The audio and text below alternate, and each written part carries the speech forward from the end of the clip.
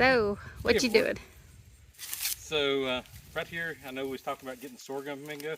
So we pulled up our sorghum, and now we're taking all the leaves off of it. So if you look at it, you can sort of think of it like shucking corn, you know, in a way. You're just pulling the leaves The stalks. off the stalks, getting them down to where it is, where there's no loose material on them. And I like going down a little bit farther than Julia does, even at the top on these. Yeah, you can tell who did whose over here. Yep. I know I can clip them. So we're going to clip these after we, what we'll do is we'll set up a system here in a little bit when the baby wakes up after lunch, and we'll set up a system of he'll clip the ends off, I'll wash them, and then we'll get them clipped down a little further and do a rinse. Yeah, so this is, you can think of this as a,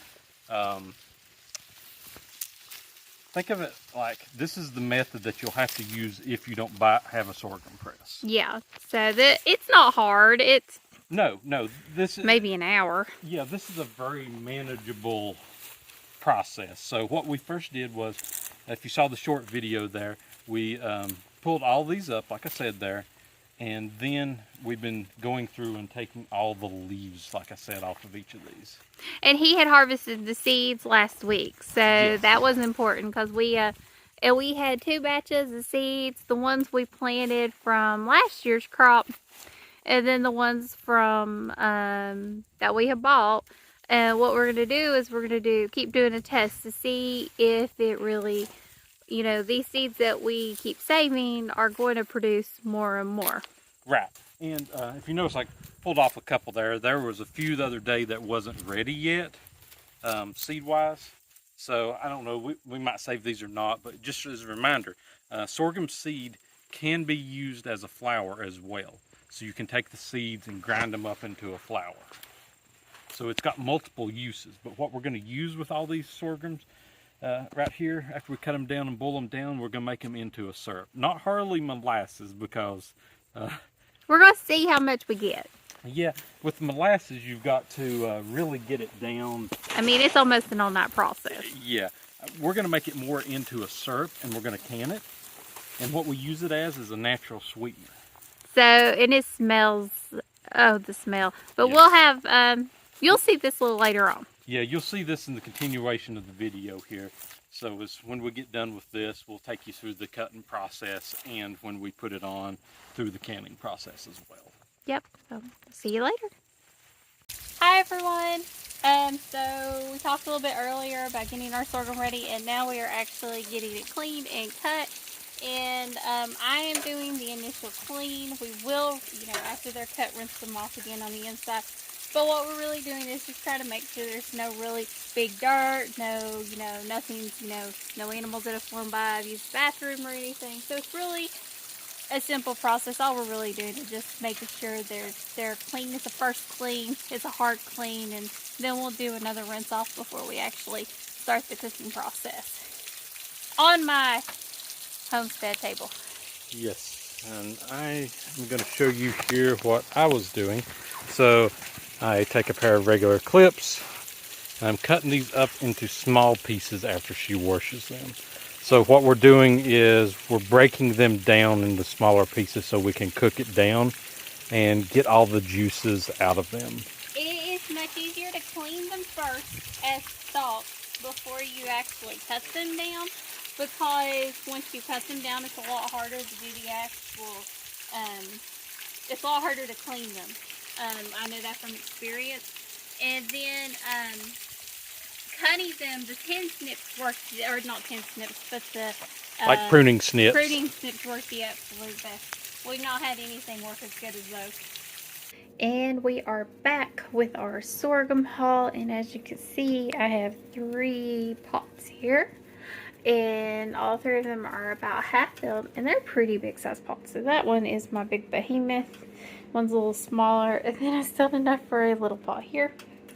So we have all of these full, and I do about halfway full on the pot with the sorghum. and then fill up with water. I don't want to fill the pot completely full, because if you fill the pot completely full, you're not going to have enough room for your water, enough water to get the juices. Now you're going to notice we have some medium-sized pieces. We have some that are 2. We have some really big behemoths, and I can't see one straight off. Like, we have some super thick. Trying not to drop the phone into the water. Like, this one's really thick, and you can tell that that's pretty far. Then we have some really thin ones here, and that's just fine. You're going to get more flavor from your really thick ones compared to your thin ones, but the thin ones, you still do get flavor.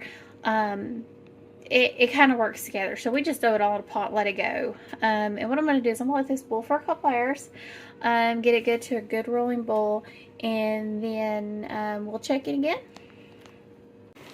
Okay, and our sorghum has been cooking for a few hours, and as you can see, it has started to really cook down.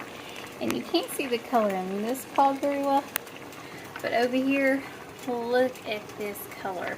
Well, you can't really see it because of the steam.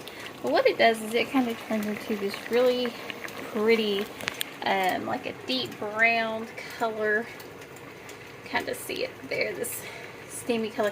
And I wish we had smell-o-vision, because it smells like sweet corn. So once I get that smell, I know it is time to start straining and letting this cook off once that smell of sweet corn. And this has been going for about 4 hours. Some people don't cook theirs as long, but I'm of the mind of cook it as long as I really feel necessary to let it get that flavor. So I'm going to strain this, and then we'll get back to you and show you what it looks like after. And so we have gotten the sticks or the stalks out of our sorghum, and now we are running it through a strainer. You see I have a coffee filter in here. The reason I did the coffee filter is to get any of those really fine particles. I'm not going to get them all. There's still going to be a few in there, and that's perfectly fine, but I want to catch as many as I can. But you want to strain it. You want to strain it to a clean pot. So you all saw me cook in this pot. I did wash it. And you want to use a clean pot, because you're going to have that gritty from the stalk in your pot. So you want to make sure you clean that before you start straining it. But yeah, I'm going to strain it over. We're going to boil it for a couple of hours to get it down. Probably about, what, halfway down? Yeah. About halfway down. If you could tell, it smells like sweet corn. I mean, it smells like sweet corn in the house. Right. It's just the smell of sweet corn cooking is what it reminds you of. If you notice how dark the liquid is right now as well. You can kind of see the color, and as it cooks, it'll just start to get darker and darker. I'm actually wondering if I could make like a jelly out of this. I had thought about that too, because it's already a natural sweetener. I thought it would just make a really good jelly, but we've not really found a recipe for that. I'm still looking, and I might end up creating one. I'll let you all know. But this is really the process right now. I will say sorghum's a long process. Once you start to process it, it is not a short process.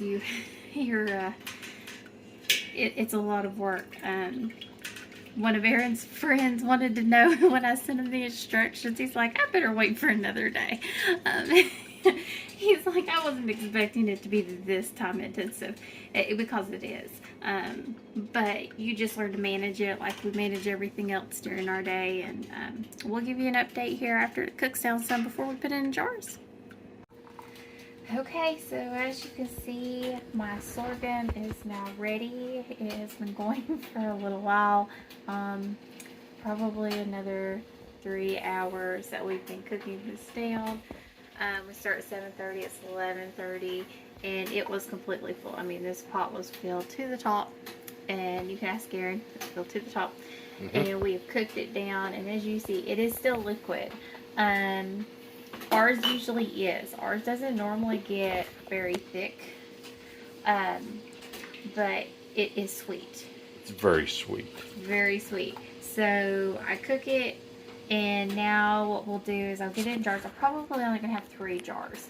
I might have 4 here, but most likely I'm going to have 3 to 4, and we'll get them in the canner, run them for 40 minutes, and then we'll have sorghum that's going to last us for a while. What we'll use this for is to sweeten oatmeal, and you know, anything we want sweet. And I'm really thinking oatmeal because it's just got a very light, sweet taste to it. And we do love our oatmeal in the mornings. Yeah, definitely. And I mean, it's an all day process when you start it. It is. It is, but It is worth it. it's worth it. We've done this now for 5 years. This is our third time processing, fourth time processing. Something along those lines. Yeah, and I mean, we've only gotten better and better. I have had errors. I've had failures. Last year was a failure. I didn't cook it long enough. This year has been the longest year I've cooked it, and it's actually the prettiest. You can see if you put down, see that color, that beautiful, rich color. I mean, it's so pretty, and I wish you all could smell it because it smells so wonderful. But this is basically the process that you use for doing it at home if you don't have a press. We've done it a few times. It's worked for us every time. We don't go all the way. You could keep taking this down until it's a really rich syrup, really molassesy, but you're not going to have anything. Right, yeah. I mean, we would like to have a little more sweetener side than the sorghum molasses side. Yeah, I'm more, this molasses, I mean, because we don't use that much sweetener. And this doesn't take much. You can use a couple spoonfuls of this. I mean, like teaspoons, and that's going to sweeten your oatmeal just fine. Or whatever you're wanting to sweeten. For us, it's oatmeal, because it's what we like to eat in the morning. But yeah, this is the process, and I hope you've gotten something from this, and thank you for joining us today as we went through this.